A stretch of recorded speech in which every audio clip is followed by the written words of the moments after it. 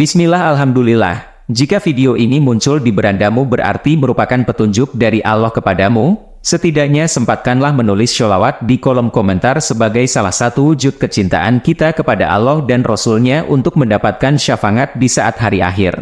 Jangan lupa untuk like dan subscribe channel ini. Assalamualaikum warahmatullahi wabarakatuh.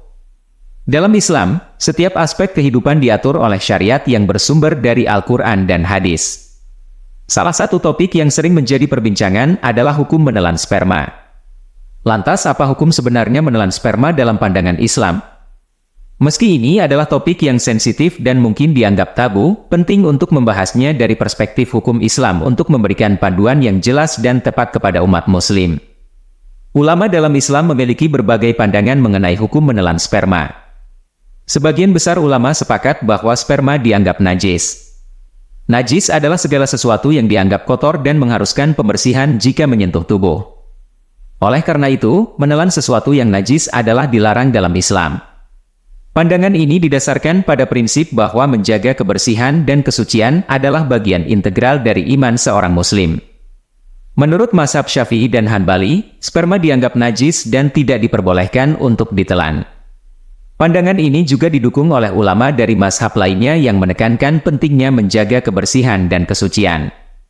Walaupun Al-Quran tidak secara spesifik menyebutkan tentang sperma, prinsip-prinsip umum tentang kebersihan dan kesucian dapat diterapkan dalam konteks ini. Dalam surah Al-Baqarah ayat 222, Allah Subhanahu wa Ta'ala berfirman, "Sesungguhnya Allah menyukai orang-orang yang bertaubat dan menyukai orang-orang yang menyucikan diri." Ayat ini menunjukkan pentingnya menjaga kebersihan dalam Islam sebagai bagian dari upaya mendekatkan diri kepada Allah Subhanahu wa Ta'ala. Hadis-hadis Nabi Muhammad SAW juga memberikan panduan tentang kebersihan dan najis. Dalam salah satu hadis, Nabi Muhammad SAW bersabda, "Kebersihan adalah sebagian dari iman." Hadis riwayat Muslim. Hadis ini menekankan bahwa kebersihan adalah bagian esensial dari iman seorang Muslim, dan menelan sesuatu yang najis tentu bertentangan dengan prinsip ini. Selain pertimbangan agama, menelan sperma juga dapat dilihat dari perspektif kesehatan dan etika. Secara medis, menelan sperma mungkin tidak berbahaya dalam banyak kasus, namun ada risiko penularan penyakit menular seksual yang perlu diwaspadai. Penyakit menular seksual dapat ditularkan melalui cairan tubuh, termasuk sperma.